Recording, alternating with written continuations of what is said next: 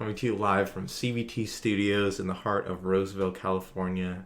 I'm your host, Andrew, and with me, as always, are my two co-hosts, Matt, Roger, and this is the Cryptid vs. Cryptid podcast. Now play that collaborative music.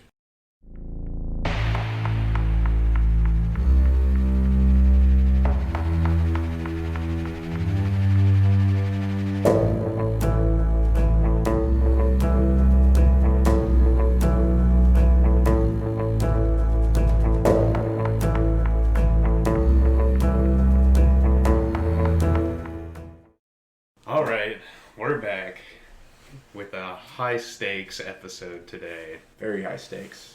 We're also recording all together in the same room, so we apologize for the audio because we had not set this shit up at all.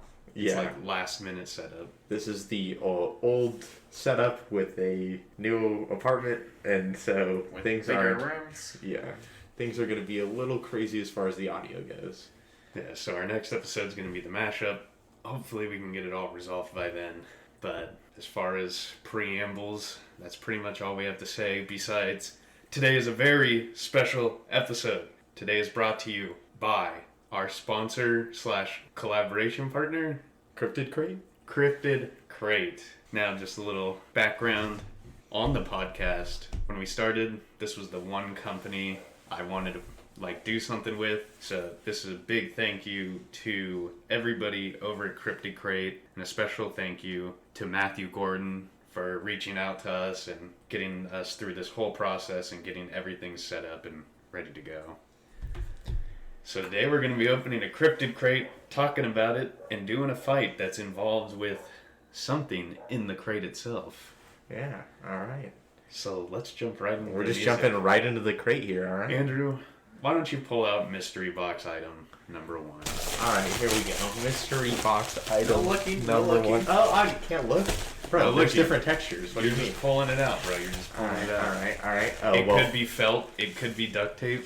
There is a little, table of contents for this Cryptid Crate, so I pulled that out first. That doesn't count. That's No, we haven't even looked at it. Alright, here we go. Oh, this looks important. Why don't you tell us what we got here? It says Systema Paradoxa, Volume 6. We've got Cryptid Fight Club, as accounted by Patrick Thomas. Looks like we've got a book here. Book here. Yeah. Well, let's not go into too much detail on the book. We'll talk about that in a little bit. This is a book that we have read, so yeah. Yeah. It is pretty cool though. That was It does have a picture of one of the cryptids we'll be talking about on the front. We'll get into that a little bit later, but far as design wise, it's really cool. It has it doesn't have actual leather on it, but the design of the book covers is an old-fashioned leather book, something you'd find maybe in a cave or something like that. Old history book. Yeah, someone pulled out of the depths of something oh shit, what's this? Yeah. It's like Indiana Jones when they go into the giant warehouse. This yes. is one of the things they're pulling out of the into crate. Area 51. They're like, yo, what's this right here? Exactly. No, it is really cool though. If you're into cryptids, definitely give it a read. It is very awesome, and like I said, we'll talk about it more in a bit. Right. Andrew, reach your gooey hands in there and pull out our next surprise item. Bro, my hands aren't gooey, bro. They're slimy. Alright, let's see what we got here. Item number 2. As he drops out 10 items. As items number 3 through 20 come out. Jesus. Alright. Now, what do we got here? It looks like it's a design or a product of sorts that you wear on a certain part of your body. Yes, looks like we've got a shirt here, a Cryptid Crate shirt. We've got, should we just say the cryptid that we've got going on? Because this is pretty much the theme of the box. Yeah, no, tell us what the main cryptid is for this theme. So we've got the Bat Squatch going on here, and he's full front and center on this shirt. I mean, the design looks pretty sick. It's kind of a what do we say, a mix between a cartoon and a... It's kind of got cartoony realism to it. Yeah, kind of looks like something you'd see in Scooby-Doo, you know? Yes. This is definitely Scooby-Doo villain or something like that. Yeah. I will say what I like about the shirt is, what color would you call the shirt? That's kind of a mint. Mint. Yeah. But it's also got some pink to it. Yeah, it's a pink. Yeah, we're in kind of a darkish room, but Yeah, it's definitely like a pink, kind of symbolizing maybe blood or something like that. Yeah. And it's outlining the wings and the eyes and everything. Yeah, Definitely looks sick. And the material's pretty good too. It's, I mean, solid t-shirt. I like how it's just not black on top of one color. Yeah. It's got like a little extra color in here to make it a little bit different. Yeah. And we won't spoil the design of the shirt too much, although this episode is coming out when everybody who did order a Cryptid Crate should get it. But we don't just want to go and rightfully spoil everything for you guys. You gotta leave a little mystery box surprise here. Alright, Andrew. Well, why don't you go in there and tell us what our next item is that you possibly spilled everywhere? Well, should I go? Here, I'll pull out we've got some Cryptid Crate. I believe these are Cryptid Crate stickers, yes. Yeah, they are. Enough for each one of us. Yeah. We got little symbols over here. I believe this is their logo, yeah? Oh, this is actually really cool. It's got like, so it's like a circle. The sticker's a circle. Then it's got a couple circles inside. And inside the first circle, what do we got? We got like three aliens. Well, there's an alien, UFO. I think that's Bat Squatch. I Pterodactyl. think that's supposed to be the Jersey Devil. Jersey Devil for sure. That makes sense. Then there's Wolfman. Is that supposed to be the Yeti? It's like a really stocky kind of. Oh, it's a werewolf. I said Wolfman. I was Yeah, I think that is supposed to be the Yeti. I think that's Yeti. Then we've got There's a a ghost. Ghost. Dogman. Is that Dogman or is that supposed to be like Chupacabra? I think we're looking at different ones. We're looking at the bottom left. Well, yeah, there's the one on the bottom left and one on the bottom right. What's Next the one on the one's- very left? Oh, it's Nessie. I just wasn't Yeah, looking at it I right. see. And then they have like your Bigfoot, your typical Bigfoot kind of design. That's sick. What is that other dog one supposed to be? I think it's Maybe- a werewolf, and I think Dogman's the one down there, but I'm not. No, I'm talking about. So obviously one of these two has to be the Jersey Devil. Jersey Devil's on the left, I think. I thought he was on the right. And that's why I think the other one's the Bat Squatch. Bat That's what I would Squatch? think. I don't know what else it would be.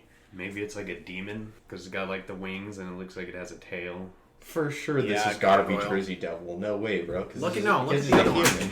Look at the other one. No, look at this one, bro. Jersey Devil is a human. Yeah, but Turned it has into the Jersey fucking Devil. long nose and everything. It has like the dragon mouth, and that's what that one has. I don't know, bro.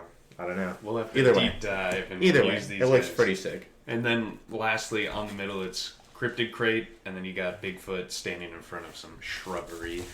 Very cool stickers. That is going right on to something I own, possibly my PC case. All right. Yeah, give us our next, Let's pull out the mystery next box. mystery box Prop. item.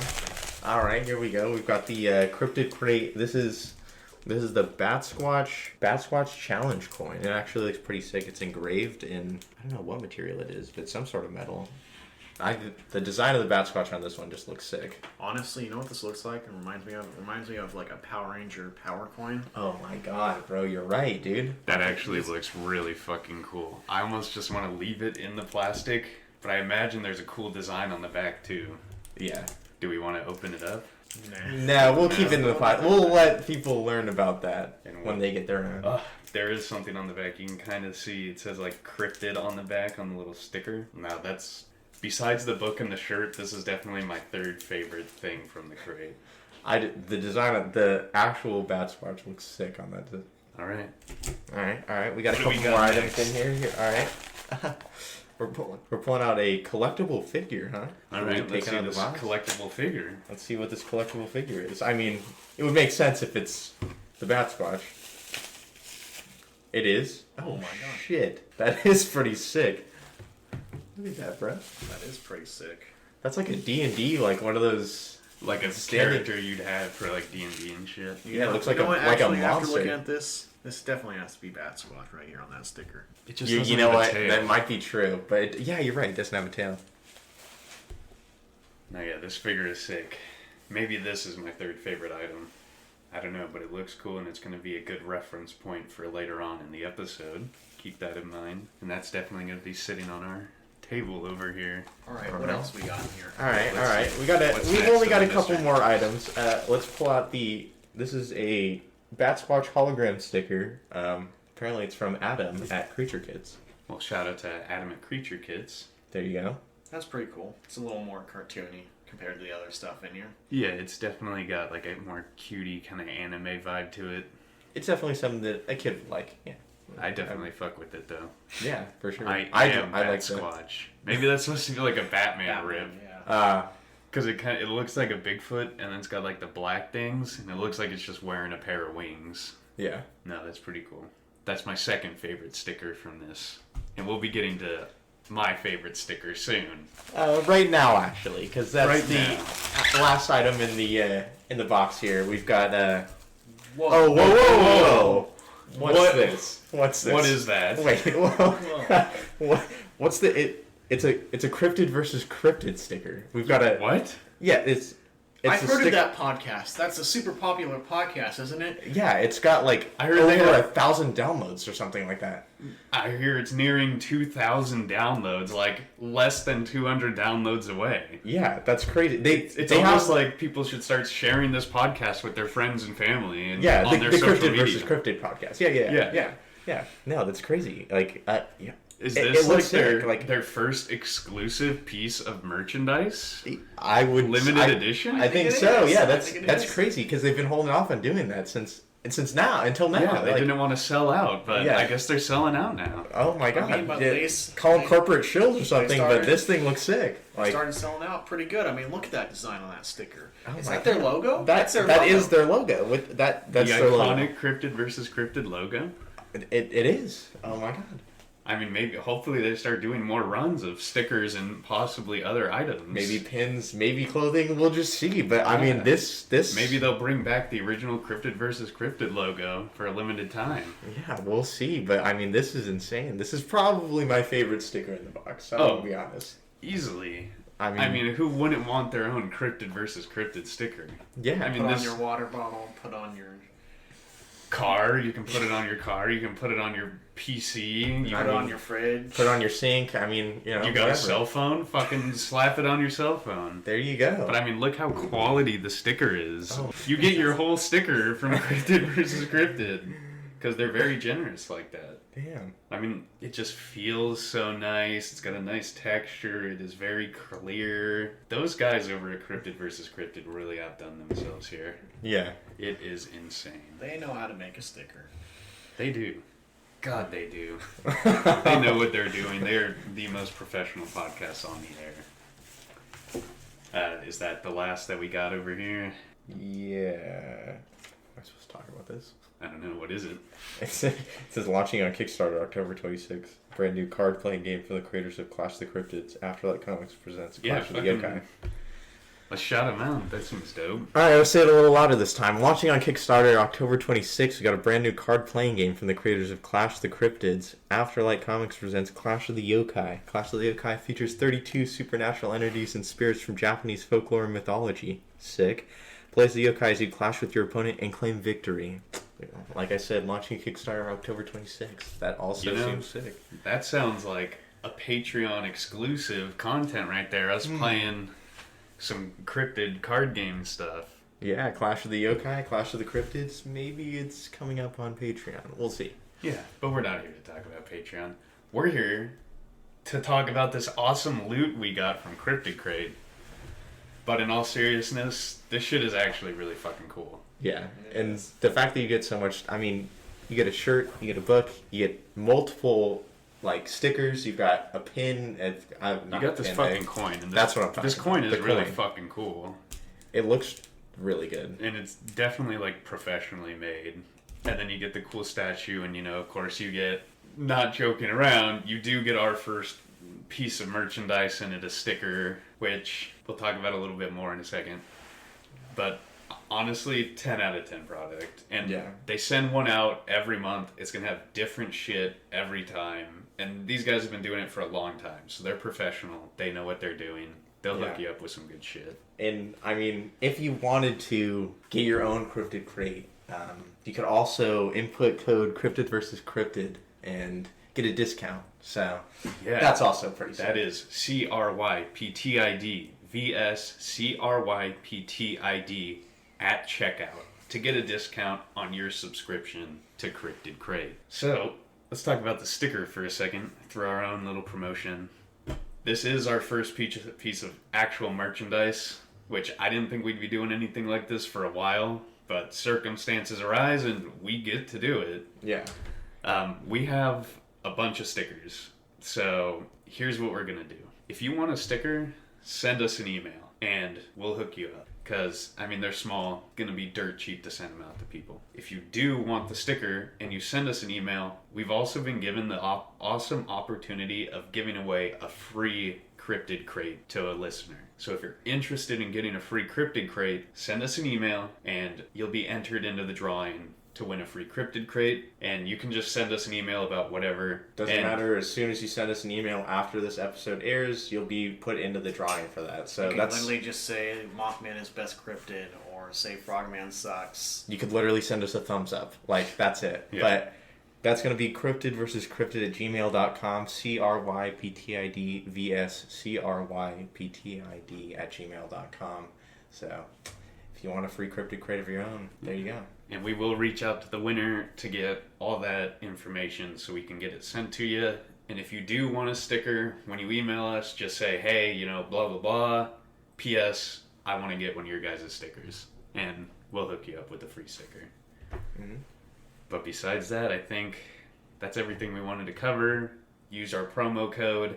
Send us an email to get a chance to win your own free Cryptid Crate. And definitely check Cryptid Crate out. This has been an awesome opportunity. I loved working with them. Hopefully sometime down the road we can work with them again. Maybe not to a full extent like this, but in some other manner maybe. Mm-hmm. But with that out of the way, let's talk about this awesome book that comes with your Cryptid Crate. Yeah, the Cryptid Fight Club, System of Paradoxa, Volume 6. Yeah, that one. Exactly. Thank you for specifying. But I mean, the book is the whole reason we got invited to do this, because it's about cryptid fighting. Yeah. And what I liked about going through the book, and I'm gonna try and not spoil the book, because it's a very interesting read. But it's not just like what we do here. It's not just a book where you open and it lists cryptid fights, stats, all that nonsense. Yeah, that wouldn't even work in book form. Like, no, it'd be more of like a dictionary of sorts kind of thing. Just be like a D&D support, like here's what these characters are. Yeah, Exactly. It does have a narrative to it, and it goes through a whole story, which we're going to try and not spoil for you guys, just because it is an interesting read. It's got twists and turns, and I enjoyed it. Yeah, definitely wasn't expecting a lot of the things that came out of it, and, you know, reading through it. It was a pretty good read. I enjoyed it. Anything you want to throw in, Roger? It was a pretty good read. I was one of the first to get through a couple of chapters, and then they started reading it. So I got to hear their inputs too, but it was a great read to listen to. Read. To listen to, yeah. Yeah. Listen to as in when we were discussing the book, like Yeah. a couple days ago, when we all pretty much finished it at that point. But it's definitely like the highest value item, and it's a great deal to get the book. I'm definitely going to read through it again after this episode, just to do some nitpicking and stuff, since that was my major, and when I was going to college was the English and stuff, and I just want to see how well it holds up. But I think with the whole opening and stuff out of the way, we've prepared a little bit of a specialty for today's episode. As we do here on Cryptid vs. Cryptid, we talk about cryptids, we make cryptids fight. So let's make some cryptids fight today. Let's start off with the Bat Squatch, our main contender throughout the story and the big theme of this Cryptid Crate. He is the protag of the story. He is. And I have never heard of the Bat Squatch up until this point. When I first got the crate, I was like, this is made up, right? Like, there's no actual Bat Squatch, but there actually is some recorded sightings of the Bat Squatch. Do we want to talk about those, or just hop into... We could talk about... We could reference them real quick and just see, don't go too deep dive. Yeah, so usually I do a write-up, but that wasn't prepared for this episode. We were kind of just using that time slot for something else. But I do have some sightings pulled up. We do have, on April 1994, Brian Canfield was driving in Washington's Pierce County when his truck suddenly died. Canfield said a large creature landed in front of him. He said it was human-like, 9 feet tall with bat-like wings, and also sported a coat of blue fur. Ever since then, it has not been seen, and skeptics dismiss it as a hoax. Now, hit us with a factoid from the book, Roger. Alright, well, it has that story. It has another one of the sighting, and it is from pretty recent, June 2021, and it's about a young woman hiking with her dog and came face to face with the living legend as well in a trail on Ape Canyon. Yeah. Both their woman and their dog survived the encounter, but this and other events have experts wondering decreased human activity is drawing out these and other cryptids, or are they secret excrements encroached on their territory and driven back to the public eye. And that's what it says in the book right there. It has possible variations, I'm guessing, of the Batman or of the Bat Squatch. There is the owl. I think that's from where it is. Yeah, I think it's Java. Yeah. And then there's Ropin from New Guinea. You want to try and pronounce Okay, that? yeah. We got the Kamazots from Mesoamerica and the Orang Bati from Southeast Asia. Alright. So, going through the book, I also went over some of the Bat Squatch's stuff. And so, his wings are blonde. So, the body of him is blue, but his wings are blonde. Mm-hmm. He can scream, kind of like a black canary type of deal. Oh, wait, that's just another cryptid in there. Well, you can talk... Well, now that's spoilers for the book, so yeah, avoid that one. And he used to live to the volcanoes, and I'll just not have that part, but he lives in the volcanoes, pretty much. Okay. Mm-hmm. So that is one interesting thing, because now we're going to hop into stats, abilities, and characteristics. It has such a weird color palette for a cryptid, because like usually they're all like just one color. It's usually like a darker fur, they're just a flesh. This guy's fucking blue with blonde wings. Like, that's some real alien shit right there. That Yeah. is... The variation is wild. Is wild as far as not many creatures out there have something going on like that. Yeah. But so just talking characteristics, I mean, Roger pretty much covered it. It's got wings. The book says that it's 7 feet tall. On the Wikipedia page from Cryptid Wiki, the one story references to be 9 feet tall. There's also another possible sighting that said it has a wingspan of 50 feet. Cool. Oh my god. So a lot of this shit's kind of contradictory. So I thought we'd just go with the 7 feet tall iteration. And then, it's blue fur, and then it's got blonde wings. And then for abilities, also Roger just covered this. It's got the screaming ability, which I will say, going into this fight, I believe, was it the last episode when we had one of the cryptids could throw ice spikes, which was kind of like our first, this is like a supernatural kind of attack ability. Going into this, both cryptids have something like that. So this will definitely make the fight a little more interesting. But I didn't have any other abilities. Any you guys can think of real quick before we delve into stats? Other than the fact that it can obviously fly, but I'll just throw that in there to add a little more. It wouldn't be under abilities, but it does have claws. On the first sighting, the guy's truck was seen like bashed in and scratched and everything. Alright, we'll throw in claws. Now, are we ready for stats? Pretty much, yeah. We got everything else done. Yeah. You're doing a chin rub. I'm just trying to go through its stats in my head, see what we, do a little analysis. But I will say it's probably going to take a lot from Bigfoot stats, which we can definitely go back and check. But when I was thinking about it, that's kind of the route I was going down. But in the book, it does show signs of higher intelligence, which is our first stat. So going into that, it does seem to have some understanding of human language. It does. In the book. It doesn't talk to him, but it's more of acknowledging what the human's saying. Yeah. okay. And then if you take it, I think when we did Bigfoot originally, we gave it like a 6, I believe. I can go back and check that real quick. Because it has the kind of low tier tool making using sticks and stuff. Yeah. Yeah, so we gave Bigfoot originally a 6 in intelligence. But I would argue with the understanding of, at least to some degree, human language, that's definitely going to bump it up a lot. That's true. Are we thinking... I'm thinking maybe like in... I was going to say... Because you have to think, where would you put a dog on the intelligence scale? I was just going to say dogs also have understanding of human language. But this thing seems to be even further than that, like an even greater understanding. You see, I would probably put a dog more towards a I'd say like a dog at like a 6. Like even it can't make tools for itself, but it also just doesn't have the ability to. Like doesn't have opposable thumbs or anything. Yeah. I don't know. I want to go with an 8 for intelligence. I wanted to go 8, yeah. Alright, cool. Let's hop over to power. Bigfoot had a power of 10.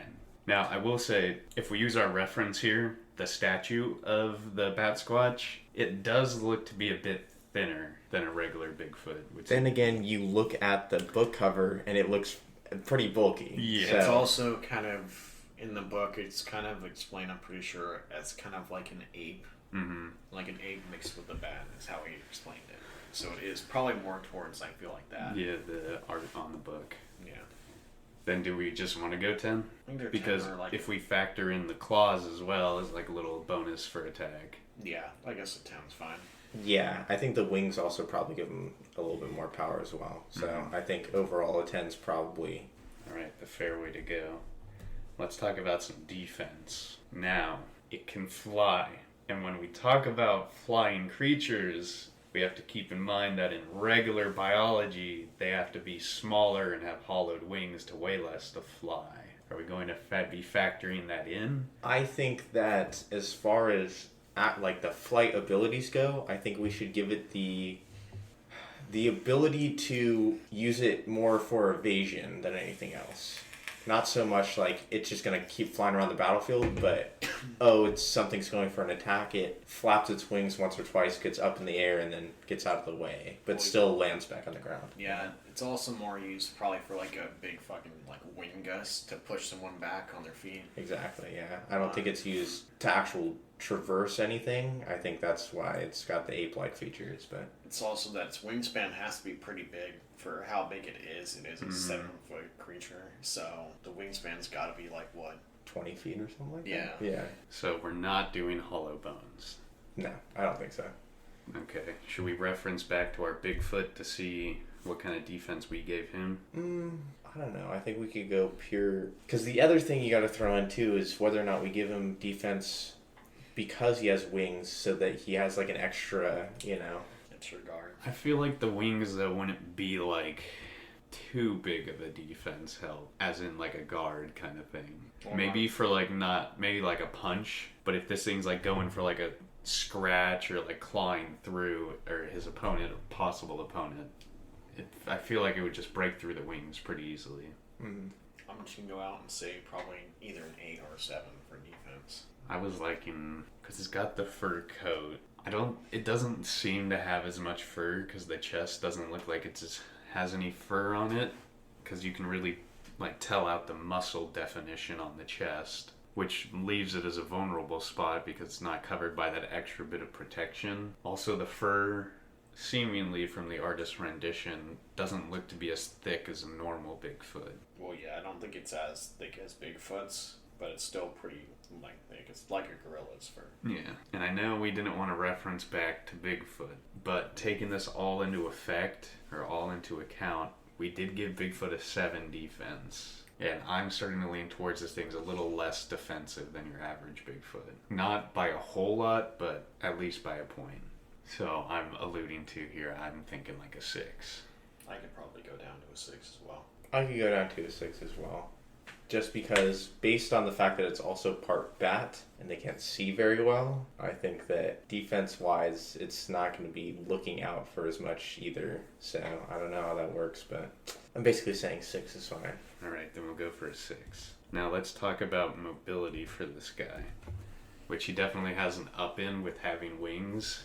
Maybe not for just flying around casually, but like you guys were saying, like evasive purposes. Yeah, that was all I got, so... No, yeah. I was just thinking, when you said evasive purposes, it made me realize that not only could he do the wing flap, he could do the wing flap and evade at the same time. But, yeah, I think mobility-wise, a good place to start would be like a 7. Maybe up from there, but... Yeah, a 7's probably what it probably would end up being. I don't think it's going to go any higher. It's not going to fucking 10. It's not going to fly. No. It's not going to, it's not going to metaphorically fly, like, just go as fast as seemingly the chupacabra or anything like that, but... Yeah, I would say if it could just casually fly around and do that kind of thing, I could see it being like an 8 or a 9. Mm-hmm. But in the context we're using it, I could really only see it being as high as a 7. Definitely faster than, like, a normal human, but not so fast that it's impossible to catch up to. Mm-hmm. So we're going with the 7? 7 sounds good. Very cool. Let's talk about HP. I think this one is pretty streamlined. I would feel safe with going with what we gave Bigfoot, just because there's nothing here that really screams out like it would be higher. Yeah, like it would have a higher vitality. Yeah. Yeah, I can see it being the same as Bigfoot. Alright, let me pull up our Bigfoot. Looks like he still is impressive with an HP of 8. I was going to say, I think we gave him an 8, but yeah. Now, let's finish this off with stealth. I will say, I think this is where his color palette comes into a detriment. Because blue and blonde wings is not really a kind of stealthy color. Yeah, if it was all blue, it would make a little bit more sense for stealth, but it's really just the blonde wings that are kind of a factor here. I think it's more of the wings on, like, the inner. Like, so, if you look at the statue... the inside of the... Or you even look at the shirt, too, because it has the... Yeah. But it's going to be more of the inner wing, more of the outer. So if you can somehow hide that... I thought it was the webbing of the wings was blonde. That could also be it. Because then that would make sense for this. But if just the actual ribbing of the wing was blonde, it wouldn't be too bad. No, but I think with it being the webbing of the wing, I mean, he could hide it, but I still think, like, if he's casually moving around, he's not going to be constantly hiding the wings. Mm-hmm. And so you'd be able to spot him. Yeah, and he's not going to blend into, like, a foresty environment or anything. I get it if it says, I mean, he lives in a volcano, so, and not like many people are going into a volcano, but... He's going to have to rely more on the time of day than anything. Oh, yeah.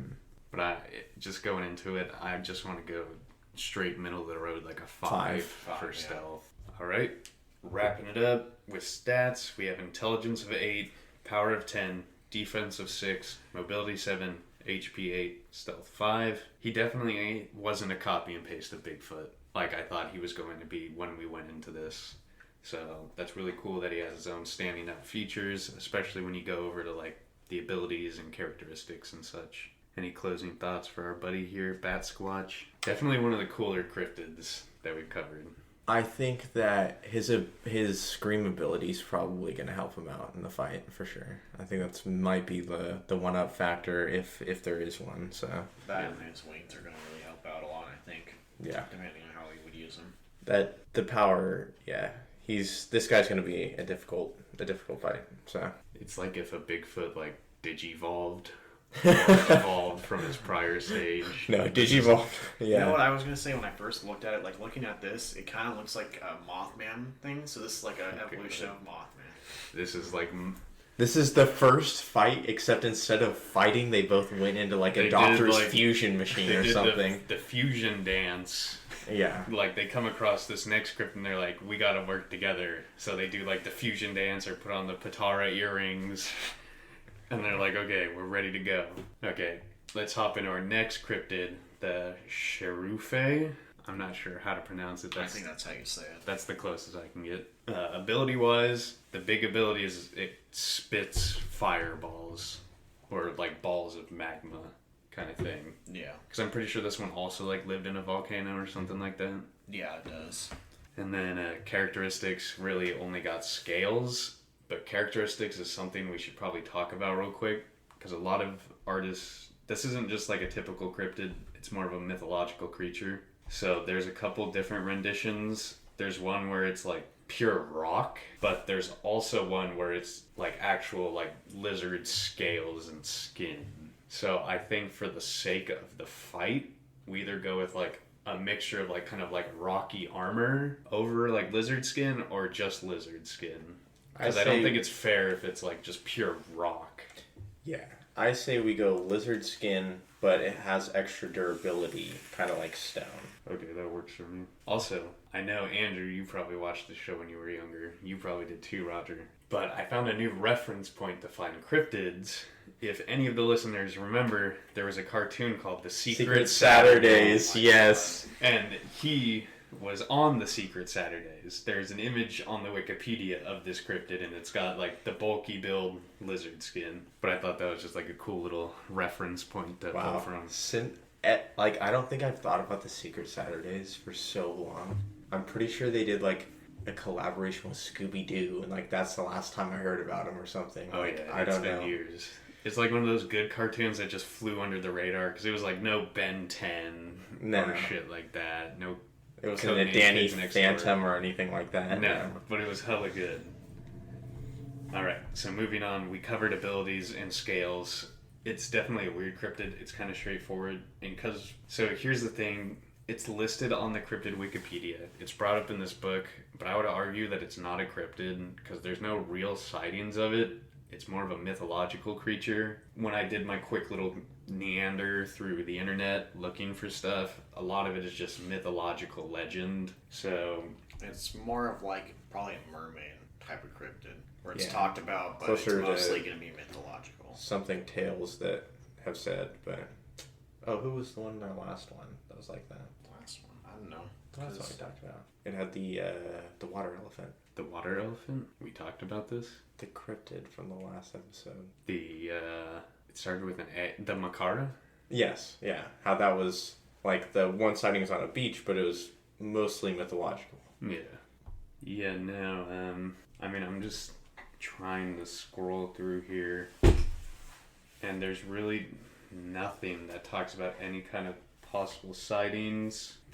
So it says here that a variation of the Cherufe called the Red Cherufe appears in the New Brighton Archaeological Society graphic novel. That's all. And it says that cryptozoological investigators considered the possibility that the Cherufe is based on an actual creature that would have thrived in like this kind of molten environment.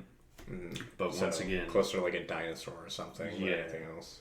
that's all it says. It doesn't say like here's a reference to what it could be or anything. Like it's very just, oh, they said this with nothing to back it up. Way less kind of credibility than like a Bigfoot sighting video. Yeah. So take that as you will. We're still gonna do this shit because this is what we do.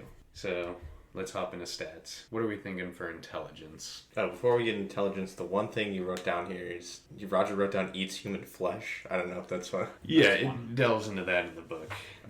And in the mythological stories, it does talk about how it just loves eating humans, eating their flesh. That's the only way to like calm it down and sate its destruction is to give it human flesh. And back there's a myth that says they used to sacrifice people into a volcano to sate the hunger of this creature. So, the good old human sacrifice. Yeah. Bring it back. All right. So, intelligence. There's no real feat to go off here. The only thing I would say is it's obviously a mythological creature. So maybe there's some kind of, I don't want to say supernatural.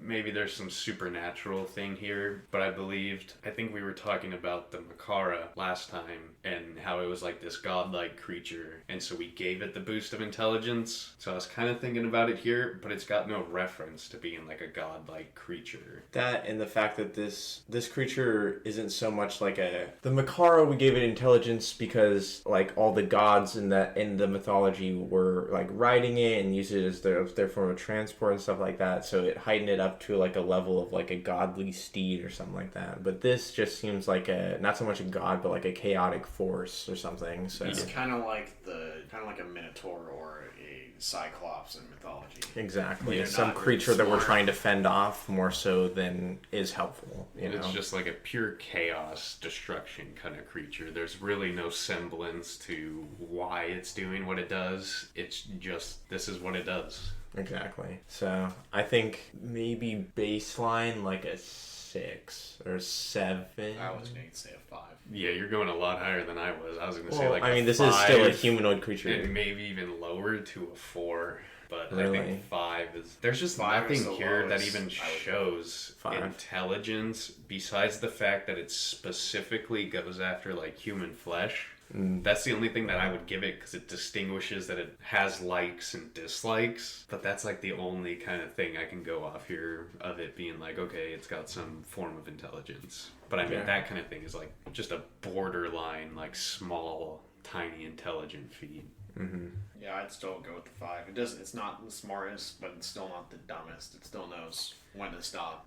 All that. So it just kind of seems like 5. It's not going to be any higher. What are you thinking, Andrew? No, I mean, you guys convinced me. 5 for sure. Yeah. All right. Now let's talk about some power. This definitely is a bulky creature, but once again, I don't see any feats of strength here. In some renditions, this thing is huge. I don't think we're going to go with that just to keep the fight fair.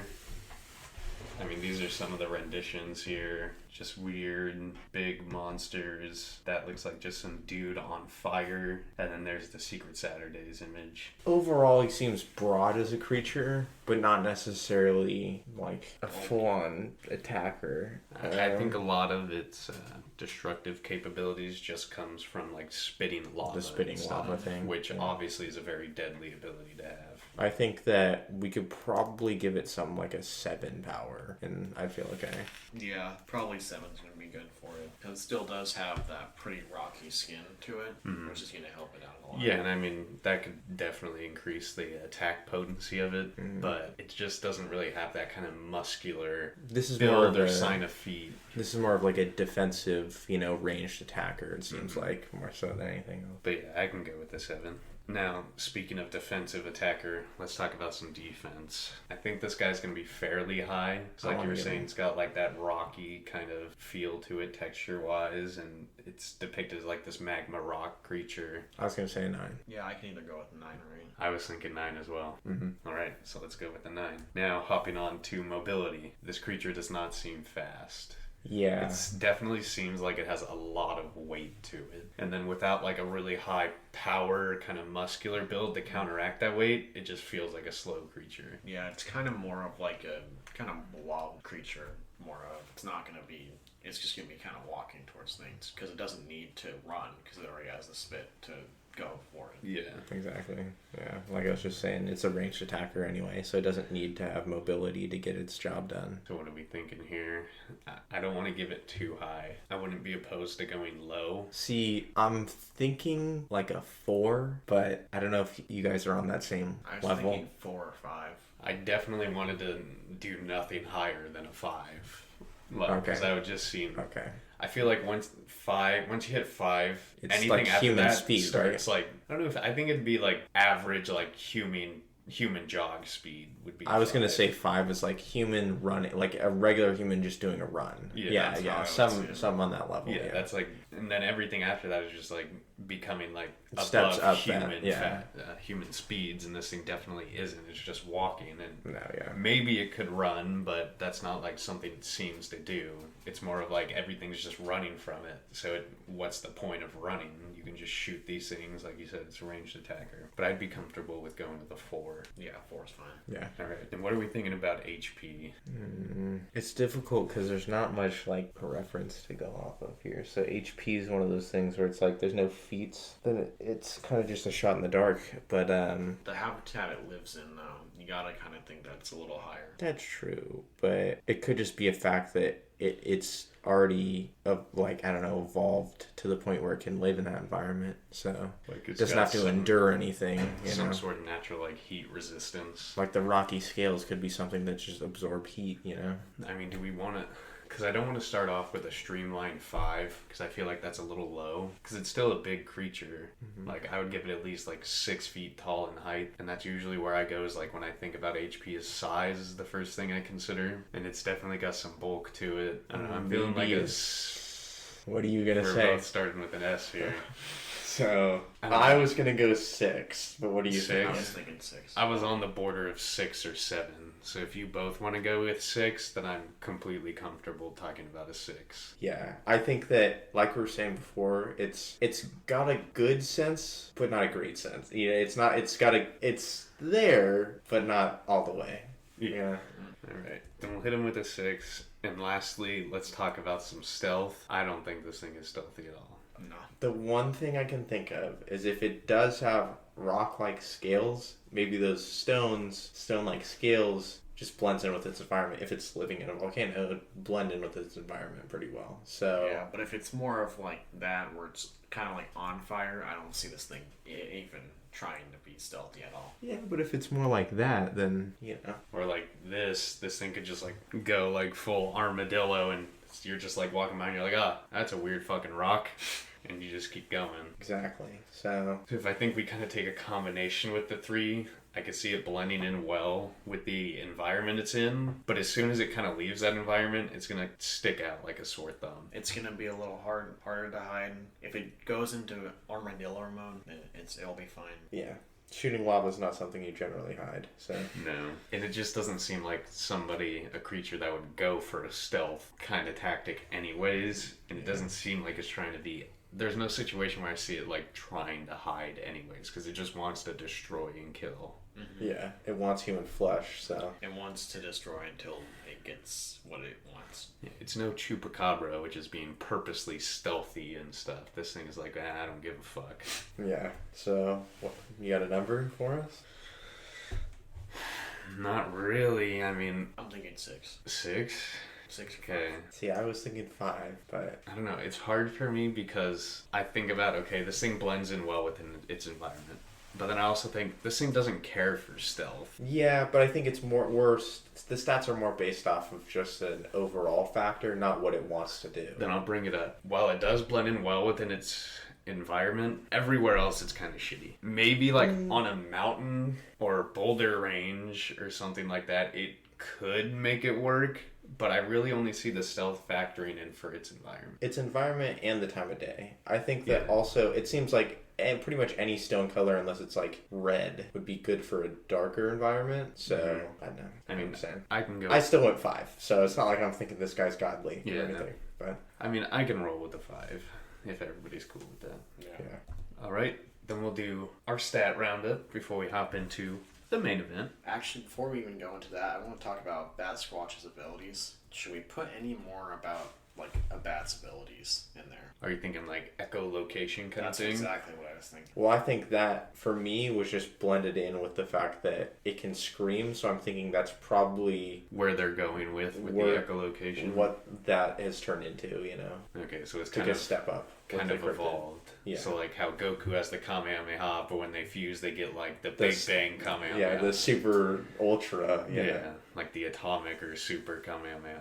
Yeah. All right. Anything else you want to talk about? No, that was all. All right, let's do our quick roundup for the Shirufei since I'm here. Abilities, spits fireballs, characteristics, scales, stats, intelligence 5, power 7, defense 9, mobility 4, HP 6, and stealth 5. And then we have the Bat Squatch, our key fighter for the Cryptid Crate. We have characteristics, wings, 7 feet tall, blue, blonde wings, claws, abilities, screech ability, and fly. And stats, we have intelligence 8, power 10, defense 6, mobility 7, HP 8, stealth 5. Hopping into it, I could definitely think the Bat Squatch has the superior stats, but I definitely think it's going to be hard to work around the Shirufei's fire spitting. Alright, so before we get into the actual fight itself, let's throw out, I'm thinking this is going to take place in a volcano. Our most exciting battlefield yet, the midst of a volcano. Yeah, I think it's probably midst of a volcano and then whatever was going on in Jersey Devil versus Thunderbird, but What was going on in that? that was a thunderstorm while the sky was red Yeah. in the forest, so that was pretty sick, but That was, I don't know, I kind of like just in a volcano. in a a little volcano, bit it's a more. pretty sick Like, you location just see though. like fucking It's like- lava plumes popping up. Hear me out on this. This is Oh my god! it's taking Don't- place on a Wii Sports Resort. All right, it's in Oh. the middle of that volcano. All right. I'm thinking this guy's about to pull out a. Are It's you- over, Anakin. I have the high ground. Mustafar, bro. We going to Mustafar because you already know. They got on a spaceship and they went there. We put them on our transport ship, dropped them Cryptid off in versus Cryptid Mustafar. transport ship, and they went to Mustafar. Sponsored by Cryptid Crate. All right, so we're settled on a battle location. Usually we do an ad break here, but I kind of want to throw it in again. If you're listening, we're very thankful for our opportunity to do this today. If you want your own Cryptid Crate, send us an email, enter us in, go ahead in. I'm going to read this out as well because this right here just says to read it, so I'm going to do it anyway. Our exclusive quarterly crate partnering with System of Paradoxa to bring you Bat Squatch, Cryptid Fight, and then inside of it is the Cryptid Fight Club by Patrick Thomas. And I don't know if they want me to say the prices or whatever. I can cut them out later, but it says MSRP $13 for the book. The figurines $15. The challenge coin's $20. The T-shirt's $20. And then if you want to get anything by itself. The bonus items were the hologram sticker and then our sticker as well. And then it also said read the other side. They say, we at Cryptid Crate are saving Sasquatch's habitat. We replaced the larger detailed insert with this smaller reference list. Instead, the details about each item will be on a special page on their website. And says information is at http://boxmountainllc.com/inthecrate. So, just said read it. So I was like, might as well read it off now when we're going to reintroduce this. Yeah. So if you're interested in getting yourself a crate, use our promo code Cryptid versus Cryptid at checkout to get yourself a discount. If you want our sticker, like I said earlier, email us to enter into the raffle to get the Cryptid crate, the free one for yourself. And if you're interested, we'll enter you in the draw, and we'll also send you the free sticker if you don't win. Well, the guy who wins will get the sticker anyways. Yeah. So if you don't win, we'll give you a free sticker regardless. Yeah. But if you don't want the sticker, just let us know. That's totally cool. Mm-hmm. So once again, thank you, Cryptid Crate, for giving us this awesome opportunity. And let's hop into today's main event. We are fighting in a volcano. It is Mothman and Sasquatch fusion into Bat Squatch and a fire-spitting demon from hell, the Cherufe, duking it out. How do we see this fight starting? I definitely think the Cherufe is the aggressor in this situation. He's definitely shooting the first shot. He's not going for an attack. I think he's more of shooting a guava. Yeah, and I think the Bat Squatch being part Sasquatch, possibly being a different branch from the humanoid genus. He's like, there's some human flesh in this guy. I'm feeling a little hungry. Time to munch. I feel like this is almost a battle that's happened time and time again between these two. I can see them walking up, like, oh, this again? All right. Time to win this. We're 5 for 5, and he's human 5. In the middle that just fell down in the volcano. He's like, platform, and then Bat Squatch, the savior that he is like, no, you're not attacking this human. And at Cherufe like, rawr, rawr, rawr, I'm eating this human. Oh shit, I can see that happening too. I can see that, the guy, oh shit, it's a hiker that fell down in the volcano. Oh no. And then it's, oh shit, the Cherufe comes out, he walks out, I've got my prey.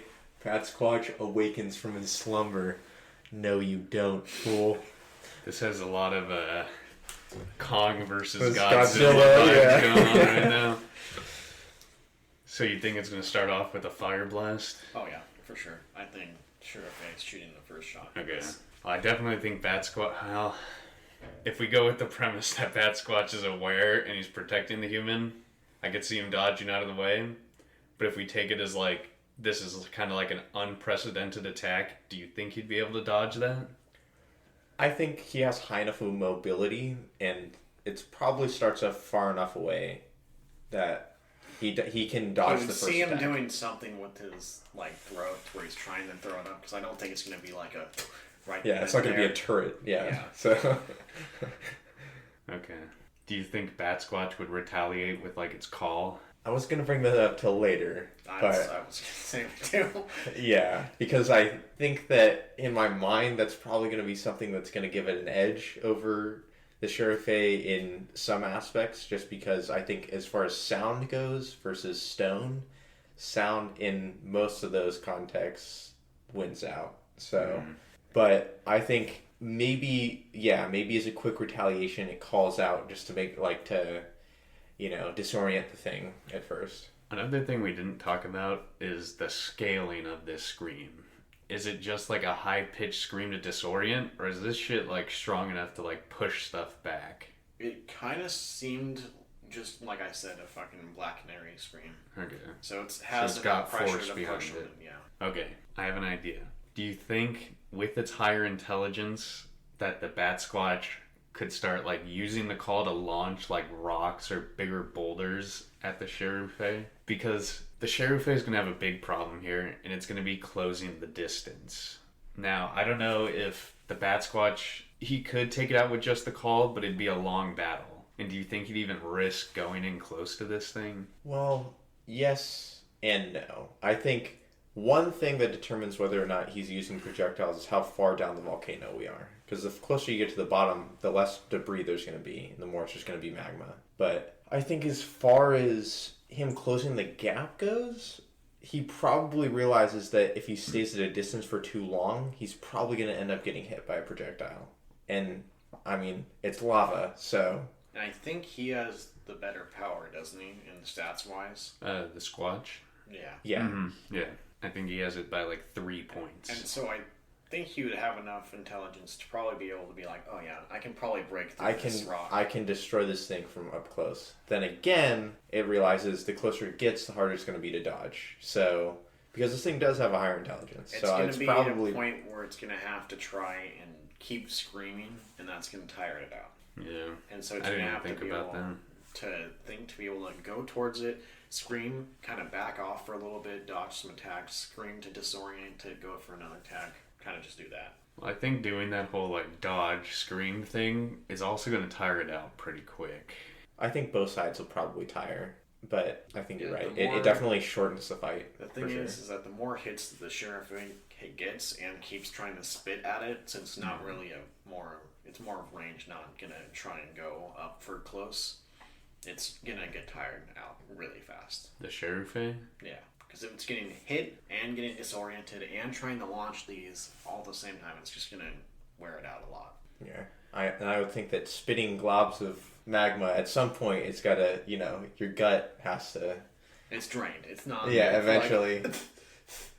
Yeah. At some point, dust is coming out.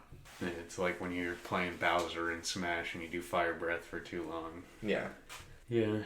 I don't know. I feel like that the Bat Squatch would tire out pretty quick, though, too. Doing all the screams, having to continuously dodge and move forwards and backwards. It's got to do a lot of force to, like, propel itself with the wings. That's what I was referencing earlier. I think they're both going to tire out at about the same rate, but the more dodging that happens, and the more go in, scream, dodge, I think the more of that, the quicker the fight ends. So, yeah.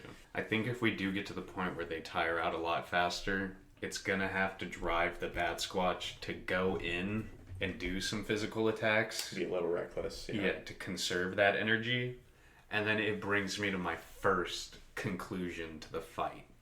I could see the Sheriff, once this Bat Squatch gets close enough to attacking distance, simple grapple on the Bat Squatch, boom, magma spit, fucker's done.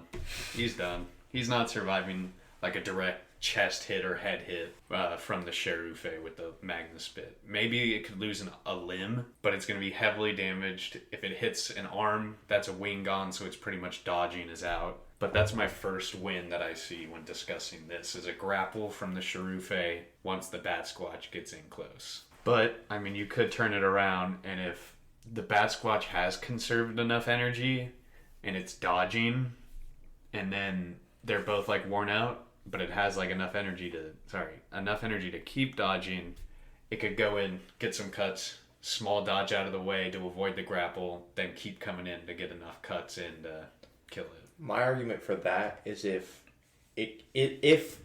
so it seems like we're kind of going off the basis that at the beginning of the fight there is somewhat of a scream go out of the way, scream go out of the way. If it's cracked this thing, because we are giving the scales pretty much like stone-like quality at this point. Yeah.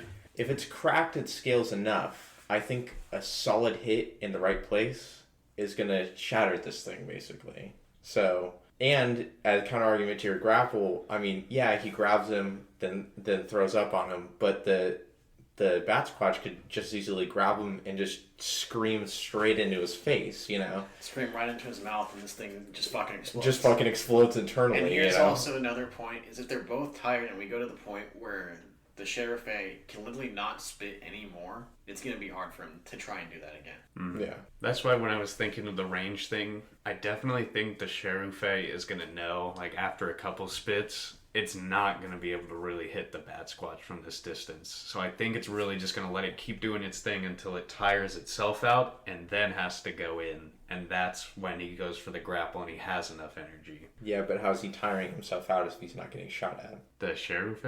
No, the Bat Squatch. Well, he'd still be doing the, like, spit every once in a while, but the Bat Squatch would still be doing its scream to tire it out. And while it would still be tired out from probably the scream, it'd still be conserving energy from not spitting up at such a rapid rate.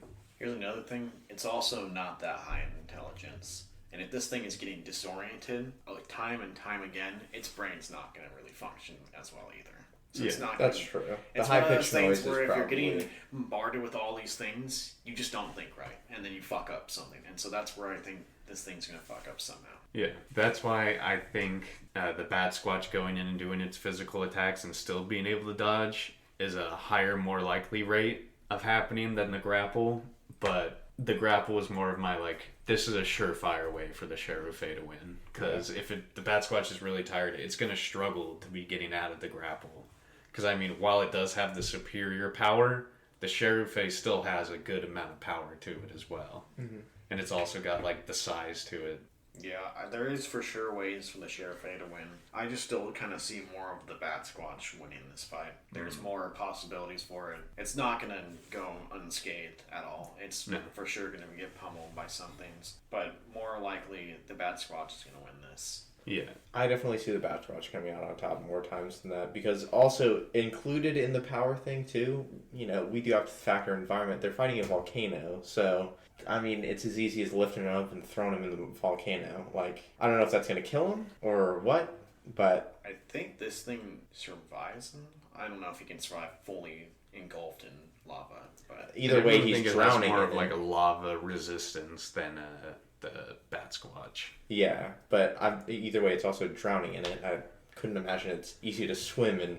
Especially not this thing that's seemingly stone-like. Yeah. That, and then if the arm like kind of scales are cracked, I'm sure fucking something's happening. Yeah, it's gonna melt. Now, before I say who I think wins this fight and share my opinion, I do want to say there's also the possibility of the splashback from the lava spit hitting the Bat Squatch, and even just a little bit of splash could damage the wings and lower its dodgeability, which I think would increase and help with the Sheriff getting a win here. I will also say that also affects the battlefield as well, because I don't think in a volcano this lava is not drying out instantly, so it's also reducing the amount of space that the Bat Squatch has to move around in. When thinking about that, I can definitely see a high win rate for the Sheriff, but I think there's more winning scenarios for the Bat Squatch, and when I come to deciding a victor, I take it from the point of how many scenarios in different ways can this guy win compared to the like one or two ways this guy can win. And I just see the Bat Squatch having more win scenarios compared to the Sheriff. And I think, like I said in the beginning of this, that scream really helps it out. I think that was probably what pushed it over the edge for me. It definitely did. If it didn't have a ranged attack of any kind, I think the Sheriff would have won this relatively easily. But there it goes. We've got our first collaborative winner.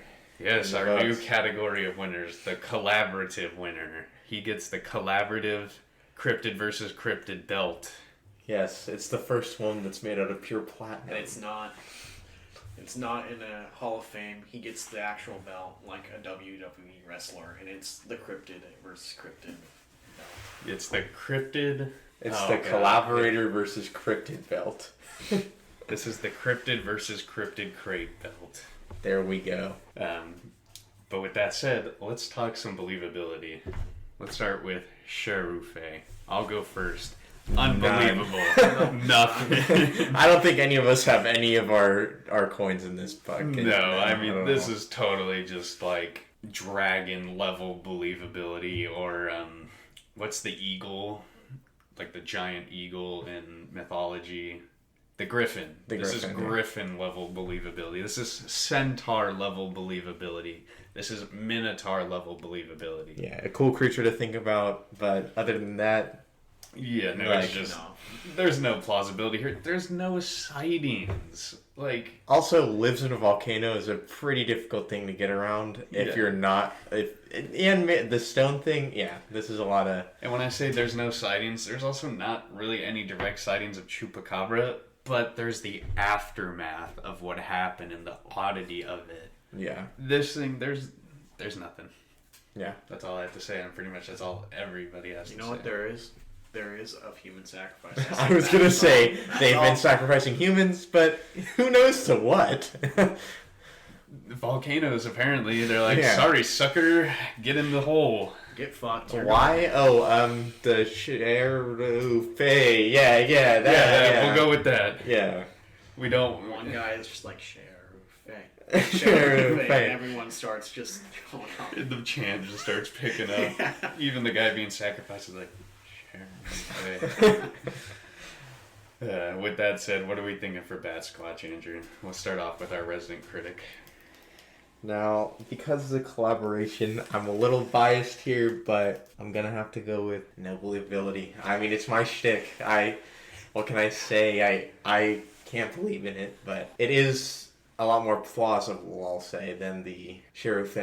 I mean, I'd put this probably on Bigfoot level if we're gonna go with. I mean, a little less. I'll go lower than Bigfoot level. Obviously, this is a podcast, so you can only hear us, but I gave Andrew quite a look there when he said that. I meant in the sense of, like, it's on the same status as Bigfoot in its build and all that. So it's probably, one or two Bigfoot sightings could also be this thing if it's a quick glance. But I also don't believe in Bigfoot anyway. So it could just be Bigfoot with a little more back hair, and it looks like wings. Yeah. It's like this sticker here. Bigfoot's like, I'm gonna it's Halloween, tape some bat wings on. Bigfoot's trying to fly over here, so. Yeah. So, that's me. What about Roger. you guys? It's definitely more than the Sheriff by a lot.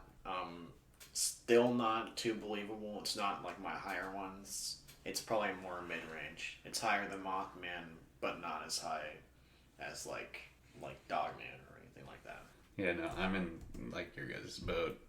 It's just with these ones, it's more of if they're mixed with something, it's gonna be a little harder to believe it, type of deal. Yeah, no, this thing, just to reiterate, a lot more believable than the Shrew.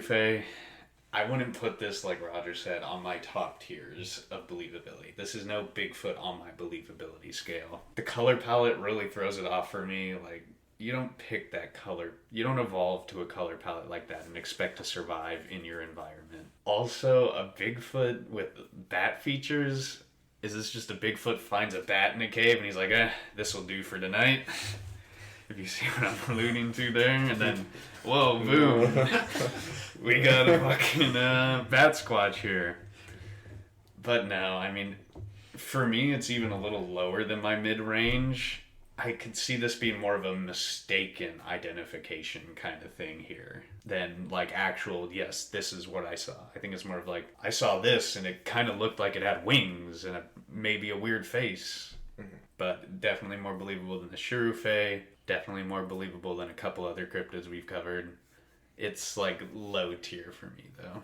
And I think that brings us to the end of this amazing episode we've had today and had the opportunity to produce. One more shout out to Cryptid Crate. I mean, they're the ones that pretty much made this happen, so. No, yeah, like big shout out to Cryptid Crate and a big shout out to Matthew Gordon. Thank you so much for reaching out to us. This has been an awesome opportunity.